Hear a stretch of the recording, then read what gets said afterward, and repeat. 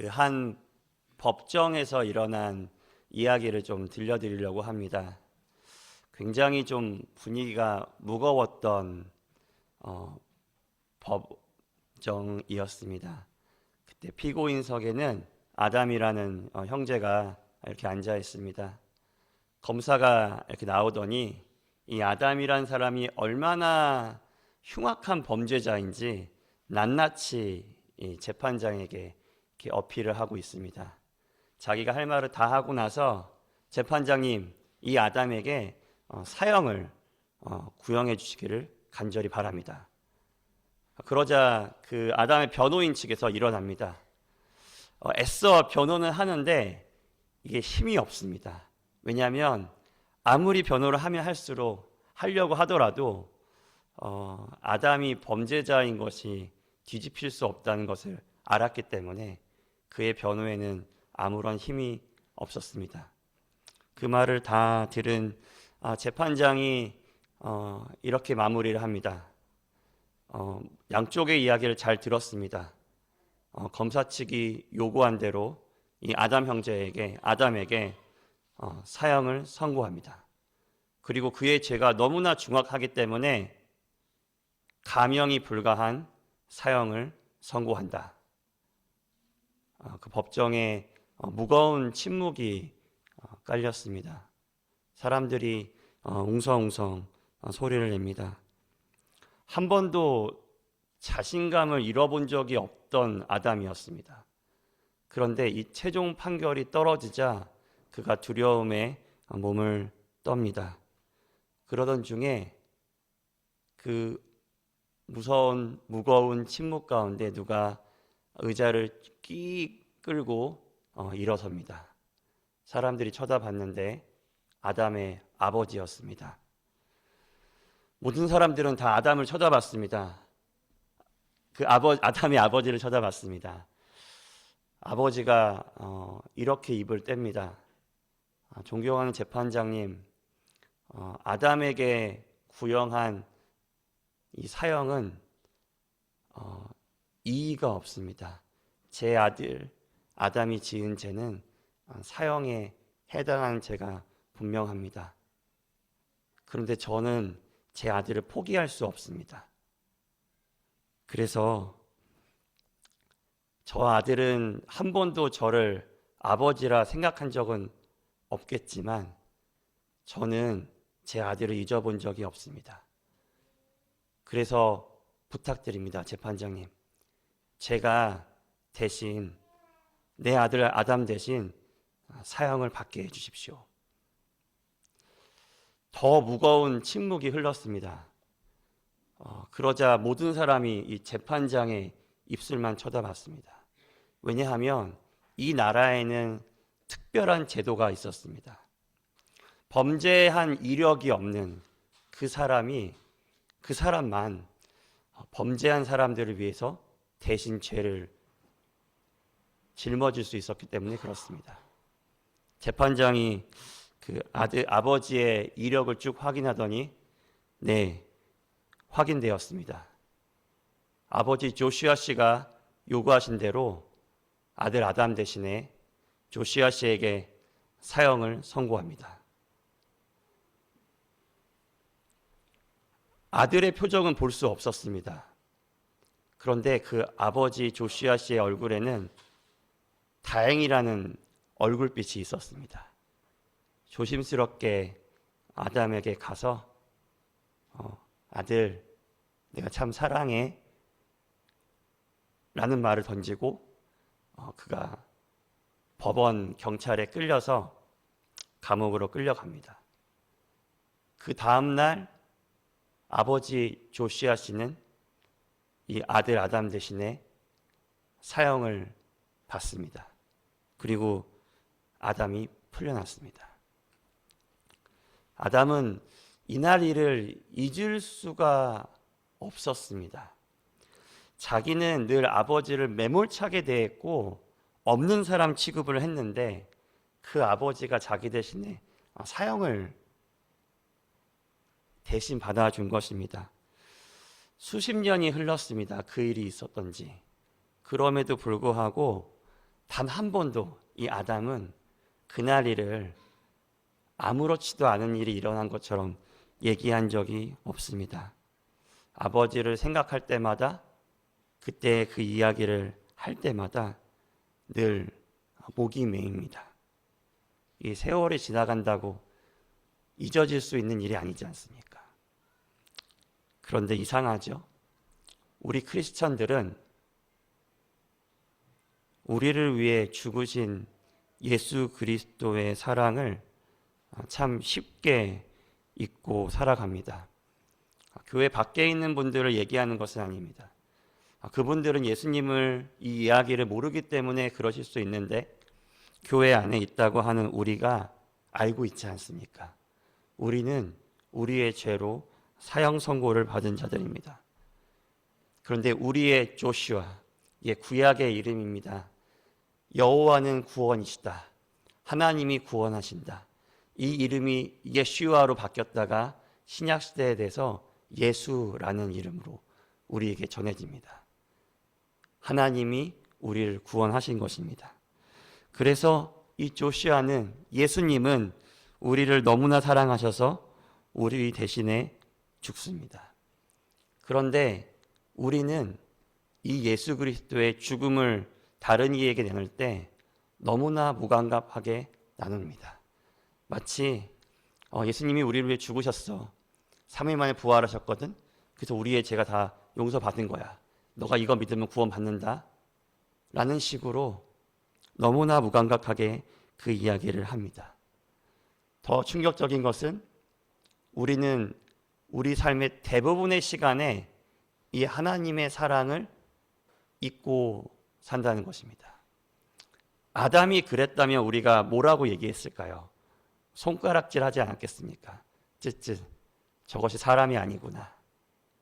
그런데 우리가 그렇게 삽니다. 우리가 언제 기억하지요? 주일날 기억합니다.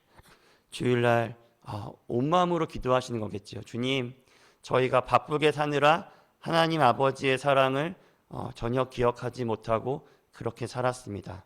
주님 앞에 회개합니다. 그런데 그때뿐입니다. 돌아서면 우리는 그 사랑을 또 잊습니다. 이것이 가장 충격적인 것은 이렇게 살아가는 그리스도인의 삶이 정상이라고 생각하는 것입니다. 그것이 우리에게 일어난 비극입니다. 제가 예전에 새신자 성경 공부를 한번 한 적이 있습니다. 그때 소신에게 주어진 시간은 40분이었습니다. 창세기부터 요한계시록까지 달려야 합니다. 그래서 제 얼굴은 이렇게 겨룩한 척을 했지만 제 속마음으로는 그래 한번 달려보자. 그래서 창세기는 2문단으로 끝내야지 라고 생각을 하고 시작을 했습니다. 하나님이 세상을 만들었어. 6일 동안 만들었거든. 그래서 그 모든 것을 다 만들고 마지막에 우리 사람을 만든 거야. 이걸 보면 그런 생각이 들지 않아? 이 온 세상을 자기랑 꼭 닮은 우리 사람에게 선물로 준 거야. 내가 이만큼 너를 사랑한다 라고 하고 전 다음 문단으로 넘어갈 생각을 하고 있었습니다. 근데 갑자기 이 친구가 눈물을 흘리는 것입니다. 제가 순간 당황했습니다. 하지만 사역자의 덕이 무엇입니까? 당황하지 않은 척을 하며 다음 문단으로 넘어가려고 했는데 제가 계속 곰곰이 생각했습니다. 내가 이 친구의 무슨 트라우마를 건드렸나? 내가 무언가를 잘못 말했나? 그래서 어찌됐든 영문은 모르겠으니 일단 다음으로 넘어가자라고 하고 다음 2번째 문단을 시작했습니다. 그런데 하나님이 이 사람을 너무 사랑해서 이 사람하고 깊은 관계를 갖고 싶었어. 그래서 야, 너랑 나랑 약속 하나 하자. 너 이 약속 지키고 나는 이 약속 꼭 지킬게 라고 약속을 하나 줍니다. 그런데 이 첫 번째 사람 아담이 그 약속을 버립니다. 근데 그 버리는 약속을 할 때, 그 약속을 저버릴 때 아담이 뭐라고 이야기한 것이냐면 난 사실 하나님 필요 없어요. 나는 나 혼자 살고 싶어요. 내가 나의 하나님 하고 싶습니다. 라고 하고 아담을 버린 거야. 그런데 놀라운 일이 뭔지 아니? 이 바보 같은 하나님께서 이 아담이 어긴 이 약속을 꼬매주시려고 가죽옷으로 그의 몸을 감싼 거야. 아담은 약속을 깼는데 하나님은 그럴 생각이 없었어. 가죽옷을 입혀주시면서 하나님이 뭐라고 하셨냐면, 아담아, 내가 아직도 너 사랑해. 이 이야기를 했는데 이 친구의 눈에서 눈물이 그치질 않습니다. 그래서 그날 어찌어찌 마쳤는지를 기억이 나지 않습니다. 집에 돌아가서 한동안을 멍하니 앉아 있었습니다. 왜냐하면 그 친구가 모임이 끝나고 나서 마지막으로 한 이야기가 기억나서 그렇습니다. 본인도 민망했나 봐요. 계속 울었어요. 그래서 아마 본인이 운 이야기를 왜 울었노라라고 저한테 설명을 해주고 싶었나 봅니다. 하나님이 나를 사랑한다라고 말씀하시는 그 말씀을 들으니까 너무나 감사해서, 너무나 좋아서, 너무나 행복해서 눈물이 났던 것 같아요. 죄송합니다. 그리고 감사합니다. 그 말을 들어보면서 저를 많이 돌아봤습니다. 내 안에 이 하나님의 사랑이 있나? 나도 그 사랑 때문에 나도 하나님 너무 사랑하고, 그 사랑 때문에 하나님 말씀대로 살고, 그 사랑 때문에 너무 감사해서 울어본 적이 있나? 그 생각에 한동안 참 황망하게 앉아 있었던 기억이 있습니다. 죄송합니다. 저는 이런 적은 많았습니다. 하나님이 나를 사랑한다는 걸 알고, 창세기부터 요한계시록을 40분에 주파할 줄도 알고, 그런데 저는 제가 원하는 대로 제 삶이 이루어지지 않아서 날 위해 생명 내어주신 예수님께 불평하고 원망하고, 야, 이거 하나님 없는 거 아니야? 라고 얘기했던 적은 많습니다. 그 사랑을 안다고 하는데 내가 해야 할 일, 내가 하고 싶은 일만 생각하느라 그 사랑을 잊어버린 적도 많습니다. 근데 사랑하는 여러분, 하나님께서 여러분을 너무나 사랑하십니다. 이 사랑 누리고 계신가요? 이 사랑을 누리지 못하는 사람들이 있습니다. 그들은 자기 자신이 죄인인 줄을 모르는 사람입니다. 이런 사람들이 놀랍게도 슬프게도 교회 안에도 있고 교회 밖에도 있습니다. 이런 분들의 특징이 있습니다. 굉장히 훌륭한 분들입니다. 정직한 분들입니다. 친절한 분들입니다. 착하신 분들입니다. 그래서 예수 그리스도가 나를 위해서 십자가에서 죽으셨다는 말이 전혀 와닿지가 않습니다. 저 인간을 보니까 그래, 쟤를 위해선 죽을 수 있었겠다. 근데 나를 위해서라고? 이렇게 정직한 나를 위해서, 이렇게 선하게 산 나를 위해서, 내가 착하게 살려고 얼마나 애쓴 나를 위해서? 그렇지 않아 라고, 그건 말이 되지 않는다고 생각합니다. 그런데 이분들이 오해하는 게 있습니다. 성경이 말하는 죄인은 나쁜 짓을 한 사람을 죄인이라고 이야기하고 있지 않습니다. 성경이 말하는 죄인은 나는 하나님이 필요 없습니다, 하나님은 없습니다 라고 생각하고 사는 사람들입니다.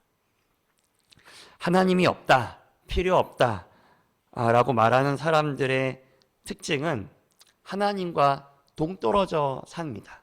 하나님이 무엇을 말씀하시든 어떻게 말씀하시든 나와는 상관없습니다. 하나님과 전혀 관계없는 삶을 살고 있습니다. 너무나 훌륭하신 분들이라 제가 감히 이렇게 말씀드리긴 죄송한데 여기에 크게 두 가지 문제점이 있습니다. 첫 번째는 하나님이 우리를 만드셨을 때 하나님은 우리를 너무나 사랑하셔서 하나님과 우리를 짝꿍으로 만드셨다는 것입니다. 그래서 하나님이 없이는 우리가 살 수 없는 존재가 되었습니다. 마치 물고기가 물속에 있어야 바닷물을 아가미로 넣고 그래야 숨을 쉴 수 있는 것처럼 우리도 하나님과 함께 걸을 때, 하나님과 바른 관계 안에 있을 때 하나님께서 공급하시는 그 모든 것을 받아 누리고 숨 쉬듯이 살게 우리를 만드셨다는 것입니다. 그런데 그 물고기가 물 밖에 있으면 어떻겠습니까? 물고기에 뭐 잘못했나요? 아닙니다. 물이 필요 없다고 얘기한 것입니다. 그냥 물 밖으로 좀 자유하고 싶어, 내 멋대로 좀 살고 싶다라고 말한 것밖에 없습니다. 그런데 물 밖에 나가면 물고기는 포덕포덕포덕 이다가 금세 숨을 잃고 고통 가운데 있다가 죽어버리는 것이 우리의 인생입니다. 물고기의 인생입니다. 그와 같이 우리도 그렇습니다. 하나님이 없이 사는 인생은 고통 가운데 포덕포덕포덕이다가 아무런 만족도 없이 무한한 결핍 가운데 고통 가운데 있다가 끝끝내 죽는 것입니다. 제 친구가 다이버입니다. 스쿠버 다이버입니다. 그 친구는 자기가 벌은 모든 그 월급을 다 모아가지고 다이빙을 하러 다닙니다. 전 몰랐는데 따뜻한 바다에서 다이빙을 하나 봅니다. 그래서 날씨가 조금 괜찮으면 제주도 남부 쪽으로 가서 다이빙을 하고요. 좀 춥다 싶으면 동남아시아를 가서 다이빙을 하더라고요. 왜 이렇게 좋아하냐 했더니 그 물속에 싹 들어가면 그 고요함이 주는 평안이 있다는 것입니다. 물속 세상이 주는 너무나 황홀한 광경이 있다는 것입니다. 그런데 그거 아시나요? 에어탱크가 없으면 내 눈앞에 보이는 거는 천국과 같은 장면인데 저는 고통 가운데 하나도 즐기지 못하며 살아간다는 것입니다. 하나님이 없는 삶이 그렇습니다. 우리의 마음이, 우리의 폐가 쪼그라들어서 무엇을 해도 만족이 없습니다. 무엇을 해도 의미가 없습니다. 앞길이 보이지 않습니다. 안간힘을 써서 내가 세운 목표를 달성하면 내가 이렇게 지금 느끼고 있는 그 쪼들림이, 강팍함이, 궁핍함이, 불만족이 채워질 것 같은데 그것이 달성돼도 여전히 허무하고 두렵습니다. 저희가 청년부 때 종종 물어보는 말이 있습니다. 캠브리지 대학 붙으면 여러분의 인생 다 달라질 것 같았죠?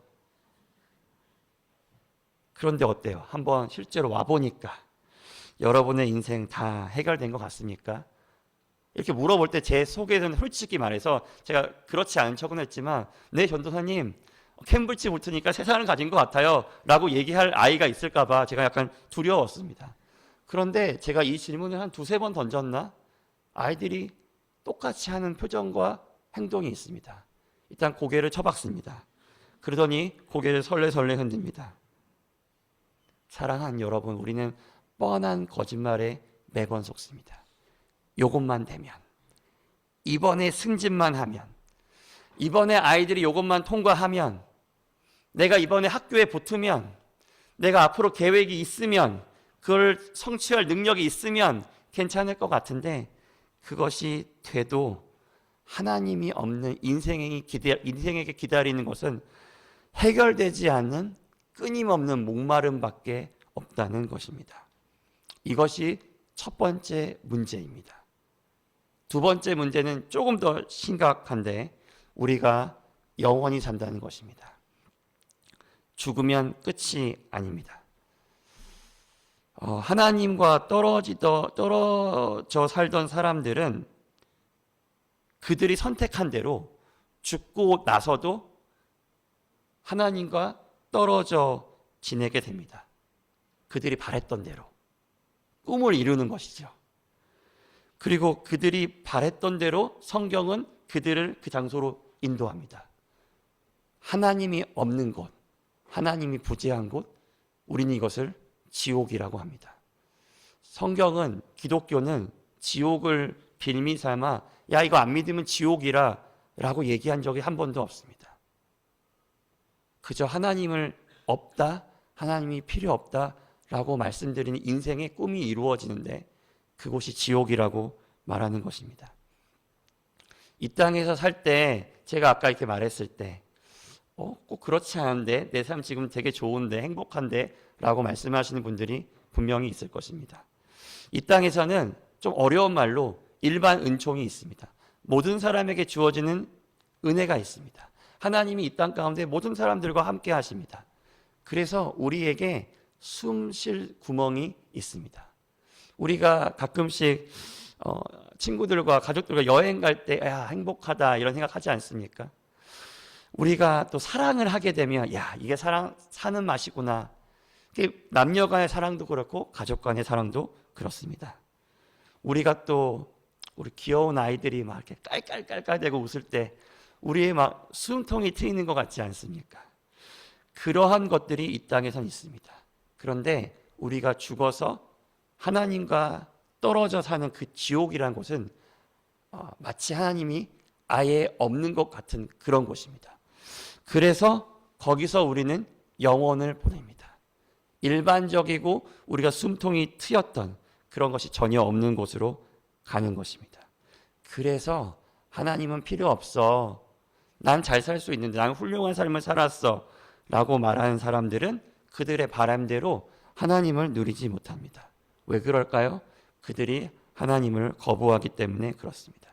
하나님과 함께하는 것보다는 내 생각에 좋은 대로 삽니다. 그래서 하나님이 없이 살아도 사는 게 더 좋겠는걸 라는 아담이 범죄했던 그 죄를 하나님이 필요 없다라고 하는 말을 우리가 하게 되기 때문에 그렇습니다. 다시 한번 정리합니다. 착한 사람은 하나님을 누리고 악하고 나쁜 사람은 하나님을 누리지 못하는 것이 아닙니다. 하나님이 간절하게 필요하다고 하는 사람이 하나님을 누리는 것입니다. 여기까지 하면 하나님이 좀 냉정하고 자기밖에 모르는 사람이라고 생각이 들 수 있습니다. 그런데 놀라운 것은 이 하나님이 여전히 죄인들을 미워하지 않는다는 것입니다. 그들을 안타까워하시고 불쌍히 여기시고 심지어 사랑하십니다. 여전히 똑같이 사랑하십니다. 그래서 하나님이신 예수님이 직접 그걸 해결하시려고 내려오신 것입니다. 그래서 십자가에서 자기의 생명을 준 것입니다. 아담의 아버지 조슈아가 했던 것처럼 아담의 후손인 우리를 위하여 예수 그리스도가 그렇게 하신 것입니다. 사랑하는 여러분, 그 어떤 신도 자기를 따르는 사람들을 위해 목숨을 내어준 신이 없습니다. 성경의 하나님뿐입니다. 그렇다면 우리가 생각해야 될 부분은 무엇이겠습니까? 어떻게 우리는 이 하나님의 사랑을 누릴 수 있지요? 어떻게 이 하나님과 함께 할 수 있을까요? 아주 간단합니다. 하나님께로 돌아가 그와 함께 하는 것입니다. 하나님을 알고 그를 믿는 것입니다. 그럴 때 우리는 하나님의 사랑을 누리고 하나님 자신을 누릴 수 있다는 것입니다. 이게 좀 어려운 말일 수 있을 것 같아서 저희 집 아이들은 루틴이 있습니다. 학교에 갔다 오자마자 문을 열자마자 하는 말이 있습니다. 우리 가정들은 어떤 말을 들으시는지 모르겠지만 저희는 365일 이 말을 듣습니다. 엄마, 오늘 저녁은 뭐야? 저희 아이들은 한 번도 밥을 맡겨놓은 일이 없습니다. 엄마 감사해요 이런 것도 없는데 늘 당당하게 엄마 오늘 저녁은 뭐야? 라고 얘기합니다. 그럼 엄마는 제가 봤을 때는 야 맡겨놨어? 뭐 이렇게 화도 낼 법한데 엄마는 한 번도 그러지 않고 그래 오늘 저녁은 제육볶음이야 라고 얘기를 하면 예! 하고서 올라가서 샤워를 하고 경건한 마음으로 저녁을 기다립니다. 아시겠지만 저희 아이들에게 유일한 즐거움은 식도락입니다. 밥이 가장 중요한 아이입니다. 자기 전에 제일 소중한 건 무엇이냐면 내일 아침이 무엇일까가 가장 중요한 것입니다. 이 아이들이 엄마가 해준 제육볶음을 딱 한 점 먹자마자 와 오늘도 너무 맛있다 라고 밥을 막 먹습니다. 엄마를 쳐다보지도 않습니다. 다 비우고 나서 뭐라고 하는데 이 한마디가 엄마를 가장 행복하게 합니다. 엄마 더 없어? 그러면 야 작작 먹어라 라고 한 적이 한 번도 없고 엄마는 너무나 그런 아이들을 보며 행복해합니다. 그리고 저희 아이들은 그렇게 엄마의 사랑을 누리는 것입니다. 아이들은 엄마가 지들을 얼마나 끔찍하게 사랑하는지 압니다. 그래서 학교가 끝나면 다른 데로 새지 않고 집으로 돌아옵니다. 엄마가 밥을 해줄 것을 알고 믿는 것이죠. 그래서 그거를 매일 요구하고 매일 누립니다. 알지 않으면, 믿지 않으면 누리지 못한다는 것입니다. 오늘 성경은 우리에게 이렇게 이야기합니다. 31절 말씀입니다. 하나님이 이 만물을 지으신 하나님이 우리를 위하시면 누가 우리를 대적하겠습니까? 하나님이 우리의 편이라는 것입니다. 우리를 끔찍하게 사랑하는 그분이 우리의 편이라는 것입니다. 그래서 그 어떠한 일도, 어떠한 사람도, 어떠한 상황도 그 무엇이 되었든 우리를 해할 수 없다. 우리가 아빠 배고파요 라고 늘 투정을 부려도 그래 여기 있어 오늘은 제육볶음이야 라고 말해줄 수 있는 엄마의 사랑보다 더 뛰어넘는 하나님의 사랑으로 우리를 바라봐주는 분이 있다는 것입니다. 여러분들을 늘 지지하고 괜찮아 그대로 하면 돼 사랑하시고 괜찮아 난 너를 너무 사랑한다 라고 끊임없이 우리에게 읊어주시는 하나님이 우리의 편이라는 것입니다. 우리는 고아가 아닙니다. 고아처럼 인생을 살지 마십시오. 이 사랑은 진짜입니다. 너무나도 절절합니다. 이 약속을 알고 믿어야 누릴 수 있습니다. 32절에는 마치 이렇게 이야기하면 누가 아니 혹시 하나님이 내 편인 줄 알고 내가 온팡지게 믿었는데 혹시 하나님이 나를 배신하면 어떡하지? 혹시 하나님이 내 진짜 필요한 순간에 갑자기 사라지시면 어떡하지? 라고 얘기할 수 있는 사람이 있을까 봐 사도 바울이라고 한 사람은 하나님의 말씀을 이렇게 대신 전합니다. 야, 그럴 리가 있어? 너희를 살리려고 자기 아들을 아낌없이 십자가에 매달은 분이 하나님인데 그 아들도 아끼지 않고 주셨던 그분께서 너희에게 무엇을 아끼겠어? 라고 우리에게 큰 소리로 외치고 있는 것입니다. 사랑하는 여러분, 우리가 알고 믿고 있는 성경에는 이러한 약속들이 가득합니다. 제발 이 보물 같은 약속들을 매일매일 발견하시고 그 약속을 믿고 그 하나님의 사랑을 누리시기를 바랍니다. 제가 어렸을 때 간장게장을 처음 먹었던 날이 기억이 납니다. 저희 고향이 서산입니다. 안흥이라는 지역을 아실지 모르겠지만 안흥이라는 지역이 아주 꽃게로 유명한 지역입니다. 거기서 저희 어머니가 아주 맛나게 간장게장을 해주셨습니다. 제가 그때 편식이 되게 심했거든요. 저는 햄, 스팸이 아니면 먹질 않았습니다. 이거 진짜 맛있는 거야 아들 한 번만 먹어봐 어머니가 사정을 합니다. 그래서 알았어 줘봐 했더니 어머니가 그 간장게장 제일 맛있는 부분 아시죠? 살코기 가득한 부분을 쭉 짜서 한번 비벼더니 한 번만 먹어봐 한 번만 진짜 맛있어. 그리고 제가 한 입을 떴는데 그날의 충격이 잊혀지지가 않습니다. 제 인생이 얼마나 후회가 되던지요. 이 꽃게 간장을 안 먹은 제 인생이 너무나 후회가 되는 것입니다. 내가 이걸 평생 먹었어요. 내가 드디어 15년 동안 안 먹었구나. 이 미련한 것이야. 이라고 저를 자책하며 이야기했습니다. 말씀도 그와 같습니다. 하나님의 사랑도 그와 같습니다.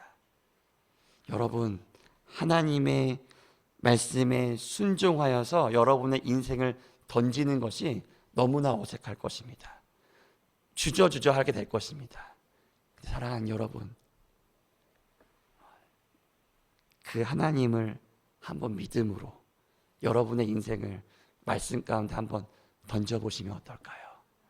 그 말씀 가운데 간장게장하고는 비교도 할 수 없는 놀라운 하나님의 사랑을 여러분이 경험하게 될 것이고, 제가 사정해서 하나님이 여러분 사랑하십니다, 여러분 사랑하십니다라고 말하지 않아도 이제 제가 정말로 압니다. 하나님이 나 이렇게 사랑하신지 이제 제가 정말로 압니다 라고 고백하게 되실 것입니다. 제발 이 하나님의 사랑을 과거에 그 언제 나 옛날에 중고등부 때 하나님 열심히 믿었었어. 내 청년부 때 하나님 만났었지. 그때 하나님 참 잘 믿었었다. 라고 과거의 사건으로 두지 마시고 여러분의 인생들 가운데 왜 주일만 이 사랑을 누려야겠습니까? 월요일도 있고요. 화요일도 있고 수요일도 있습니다.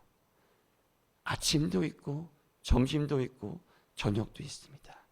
여러분의 매 순간 이 하나님을 만끽하시며 이 사랑을 누리시길 바랍니다. 그래서 나도 하나님 사랑합니다 라고 고백하게 되는 우리 모두가 되기를 간절히 기도합니다.